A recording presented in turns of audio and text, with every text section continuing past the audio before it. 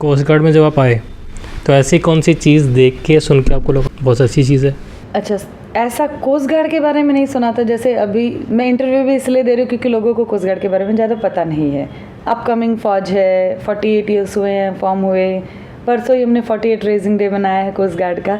तो हाँ, बट मैं अपने घर की 4 जनरेशन ऑफ सर्विसेज में, मेरे परनाना, मेरे नाना जी, मेरे पापा, मेरे चाचा सभी आर्मी में थे। तो मुझे स्कूल टाइम से पता था कि मुझे जाना कहाँ है। मैंने कोई दूसरा कैरियर ऑप्शन सोचा भी नहीं था और ना ही ट्राई किया था। इन बीटेक भी मैंने इसलिए की थी ताकि रिटर्न एग्ज़ाम ना देना पड़े, सीडीएस का डायरेक्ट एसएसबी का कॉल आए। तो मुझे हमेशा से पता था मुझे कहाँ जाना है। हाँ, तो वैकेंसीज निकली थी, मैंने फॉर्म फिल कर दिया था। इससे पहले एयरफोर्स का भरा था एविएशन के लिए, तो वहाँ पे सिलेक्ट नहीं हो पाई। उसके बाद सेकंड मैंने कोस्ट गार्ड का ही भरा था। तो नोएडा में गई, एफएसबी दिया, चला 10 दिन, अलग अलग स्टेजेस होते हैं, कवर किया। And when I got selected तो हमें भी लगा it's like a navy only, जो हर किसी को मिथ होता है कि नेवी कोस्ट गार्ड सेम है या फिर कोस्ट गार्ड नेवी का ही पार्ट है। तो मेरा भी वही मिथ था कि नेवी ही है, ये नेवी जैसा ही है, क्योंकि कोस्ट गार्ड उससे पहले हमने भी नहीं सुना था। तो हाँ, जब ज्वाइन किया, नेवल एकेडमी गए, ट्रेनिंग ख़त्म की, उसके बाद जब कोस्ट गार्ड में एक्चुअल में आए तब पता लगा कि नहीं, ये नेवी नहीं है। बट चार्टर ऑफ ड्यूटीज़ अलग है, अलग से ही एक आर्म्ड फोर्स है, अलग ही हायरार्की है, सब कुछ अपना अलग है। तो आपके हिसाब से बीइंग अ वुमेन मैं आपसे पूछ रहा हूँ, ये ऐसी कौन सी अपॉर्चुनिटीज़ की एरिया हैं जो हम इम्प्रूव कर सकते हैं कोस्ट गार्ड में, ताकि वुमेन एम्पावरमेंट को बूस्टअप मिले और ज़्यादा से ज़्यादा गर्ल्स वुमेन अप्लाई कर सकें? हैप्पीली कोस्ट गार्ड तो वुमेन एम्पावरमेंट पे फिर भी काम कर रही है।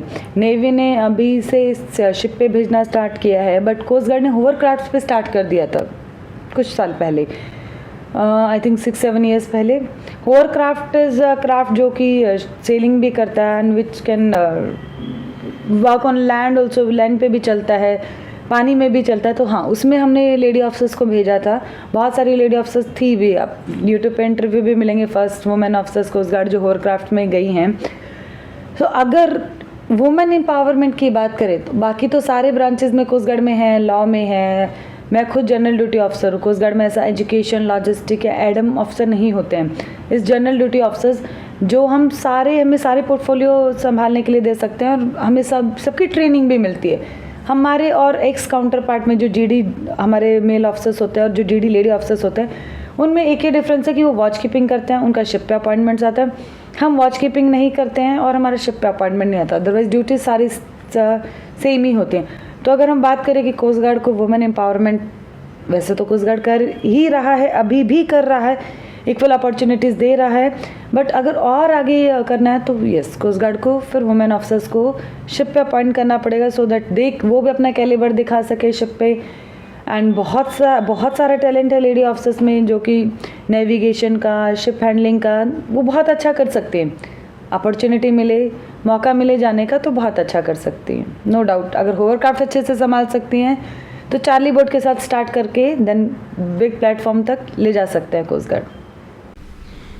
तो इंडिया की ऐसी कौन सी अपॉर्चुनिटीज़ आपको लगी जो हम जैसे मैंने बताया ब्लू इकोनॉमी या जीडीपी ग्रोथ में या नेशन बिल्डिंग में हम चीज़ों को चेंज कर सकते हैं? क्योंकि बहुत सारी चीज़ें अभी तक चल रही हैं ना कि ब्रिटिश ने चला के छोड़ दी, हम वैसे ही चला रहे थे।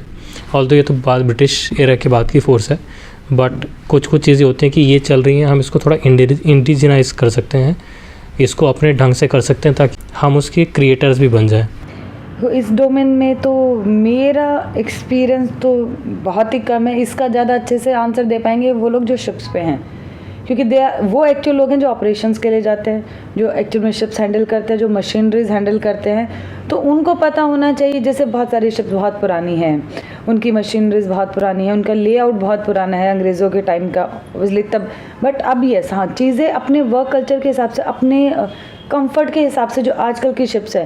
पहले क्या होता था, शिप्स पे लिविंग स्पेस कम होता था, बहुत सारी मशीनरीज भर दी, ये कर दिया, वो कर दिया। बट अब आजकल की जो जनरेशन है, उनके व्यूज़ के हिसाब से, उनके रिकमेंडेशंस के हिसाब से अभी शिप्स को बेटर प्लेटफॉर्म बना रहे हैं। अगर हम शिप्स की बात करें कि बेटर प्लेटफॉर्म बना रहे हैं सो दैट वहाँ पे लिविंग कंडीशन भी अच्छी हो, लोग हैप्पीली रह भी सके और ऑपरेशनल वाइज भी शिप का रिक्वायरमेंट पूरा हो। तो एक अगर कंसिडरिंग स्पेसिफिकली लेडी, एक लेडी ऑफिसर आई हैं असिस्टेंट कमांडेंट, पहले ट्रेनिंग में आए हैं कोस्ट गार्ड के लिए। तो वहाँ पर ट्रेनिंग तो पहले किस तरह की होती है, क्योंकि मैंने सर लोग से भी डिस्कस किया कि जो ड्रिल होती हैं, जो ड्रिल उस्ताद होते हैं वो रगड़ देते हैं। तो आप लोगों का वहाँ पर ड्रिल वगैरह कैसे होता है? जब हम फर्स्ट इनिशियल 6 मंथ्स का जो ट्रेनिंग होता है वो नेवल एकेडमी में होता है, और वहाँ पे कोई मेल कैडेट या फीमेल कैडेट नहीं होता है। वहाँ पे सब सेम होते हैं, सबका रगड़ा सेम होता है। तो यस, स्टार्टिंग में जिस थ्रिल के साथ हम गए थे नेवल एकेडमी में, और जब एंटर किया था ना, लाइक वाओ कितनी अच्छी एकेडमी है, और इतना बुरा लग रहा था यहाँ पे सिर्फ 6 मंथ्स ही हैं, मतलब 6 महीने में ट्रेनिंग ख़त्म हो जाएगी।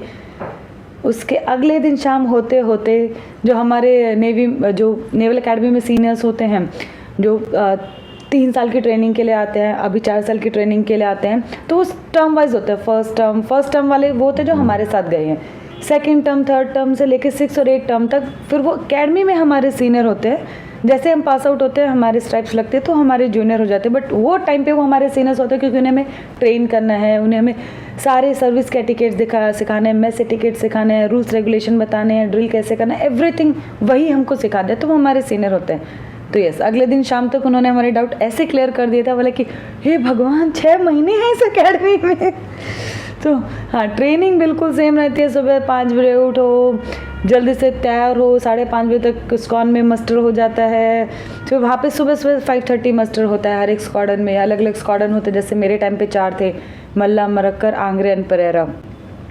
तो हर एक स्क्वाड के स्क्वाड हेड में मस्टर होता है, काउंटिंग होती है ताकि लोगों की अकाउंटेबिलिटी बनी रहे। उसके बाद से हमारी सुबह 6:30 से तो क्लासेस स्टार्ट हो जाती है, एकेडमिक क्लासेस स्टार्ट हो जाती है।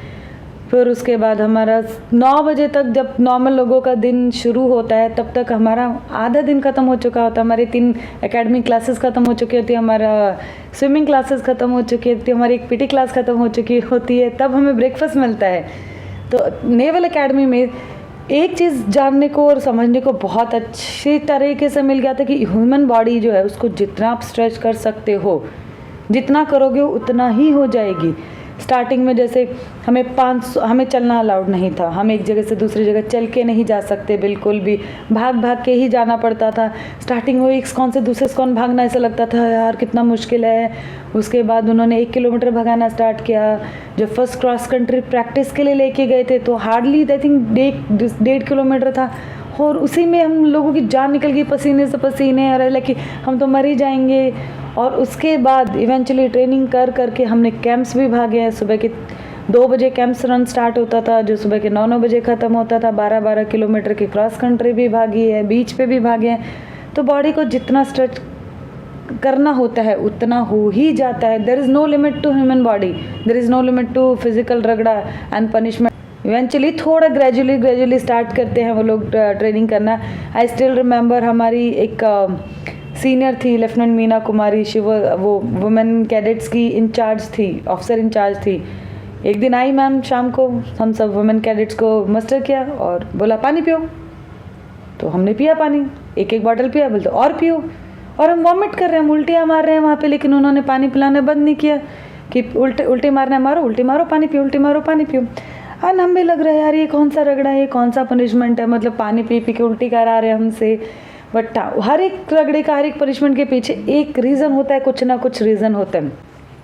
वो हमें बाद में पता चला कैंप्स के टाइम पे, ताकि हमारी बॉडी को कैंप्स के टाइम पे या रनिंग के टाइम पे, क्रॉस कंट्री के टाइम पे, ट्रेनिंग टाइम पे, बिकॉज वहाँ पे इतनी ह्यूमिडिटी, इतनी गर्मी है कि अपने आप को, बॉडी को हाइड्रेट रखने की बहुत ज़रूरत है। अब जो लोग दिल्ली से गए हैं, जो सर्दियों में आधे सर्दी आधी गर्मी, और बहुत सारे लोग नहीं पानी पीते हैं। इवेंचुअली कौन पीता, जो बोलते डॉक्टर 2 से 3 लीटर पानी पीना चाहिए, कौन पीता है? तो वहाँ पे वो हमारी आदत स्टार्ट कराते हैं, पियो वॉमिट करो, लेकिन पानी पीने की आदत डालो, अपने आप को हाइड्रेट करने की आदत डालो। बहुत बार बहुत ही अनफोर्सिंग इंसिडेंट हो जाते हैं, बहुत ऐसे हुए भी हैं। मेरे बैच के बाद भी हुआ कि क्रॉस कंट्री में कोई फेंट हो गया, किसी को भागते भागते हार्ट अटैक आ गया। तो ऐसी चीज़ें होती रहती है, बट इन चीज़ों को अवॉइड करने के लिए वो ग्रेजुअली हमें स्ट्रांग बनाते हैं, हाइड्रेट करते हैं। नॉर्मली इंसान कब गिरता है? भागते भागते, जब बहुत एग्जॉस्ट हो जाता है, डिहाइड्रेट हो जाता है, उसका हाइड्रेट नहीं कर पा रहे। तो हमारी एकेडमी में हमारे कैंप्स के टाइम पे भी रूल था, एक पॉइंट से दूसरे पॉइंट जाना है, हर एक पॉइंट पे मैंडेटरी रुकना है। मतलब नॉर्मली क्या होता है कैंप्स में ना, हम लोगों को लगता है कि अरे यहाँ पे क्यों पानी की बॉटल भरने में क्यों टाइम वेस्ट किया, पानी पीने में क्यों टाइम वेस्ट किया ना, दूसरा ग्रुप हमसे पहले पहुँच जाएगा। बट नहीं, उसके इवेंचुअली रूल बना दिए गए थे कि हर एक पॉइंट पे रुकोगे, अपनी पानी की बॉटल पियोगे, ख़त्म करोगे और दोबारा भरोगे। तो हर एक ट्रेनिंग का अपने पीछे पीछे कुछ ना कुछ लॉजिक रहता है कि वो क्यों ऐसे ट्रेन करते हैं, क्यों रगड़ा देते हैं।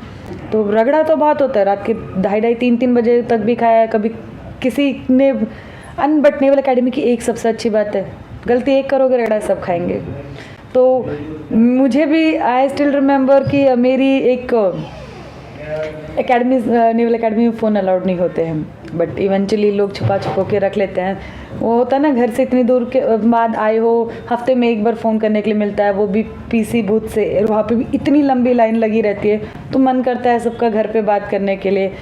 तो हाँ, मतलब मेरे किसी डीवो को मेरे फ़ोन के बारे में पता लग गया था, तो मेरा पूरा कोर्स रगड़ा खा रहा था, सारी वुमेन कैडेट्स रगड़ा खा रही थी। बट एक चीज़ अच्छी रहती है, कोसमेट में प्यार इतना रहता है एकेडमी में, और एक दूसरे का साथ इतना देता है ना, कोई मुंह नहीं खोलता एक दूसरे का। रगड़ा खाया 4 दिन, किसी ने नहीं खोला, फाइनली मैंने ही खोला, बिकॉज उनका रगड़ा बेचारों का ख़त्म ही नहीं हो रहा था। हाँ, तो आपस में जो बॉन्ड बनता है नेवल एकेडमी का ट्रेनिंग टाइम पे, वो बॉन्ड फिर हमारा सारी सर्विस रहता है।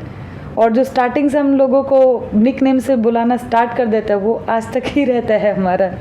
आपका क्या था? लोग मुझे ढांडे बोलते थे, मतलब मेरा सरनेम वो ढांडा, पापा का सरनेम। तो मैं अपनी काउंटर पार्ट को, जो मेरी रूममेट भी रही है पूरे ट्रेनिंग, तो मैं आज तक उसको रूममेट बोलती हूँ। तो हम आपस में एक दूसरे को ऐसे ही जो स्टार्टिंग से बोलते हैं वही नाम से फिर थ्रू आउट सर्विस से बुलाते रहते हैं। बट हाँ, वो बॉन्ड बहुत अच्छा रहता है, जो आई थिंक स्कूल कॉलेज में भी फ्रेंड्स के बीच में रहता होगा, लेकिन एक साथ रगड़ा खा के, एक साथ रगड़ के when you grow and when you become a finest officer, तो वो वाला जो रगड़ा, वो जो अपब्रिंगिंग और वो जो ब्रिंगिंग होती है साथ में ना, उसका अलग ही मज़ा है।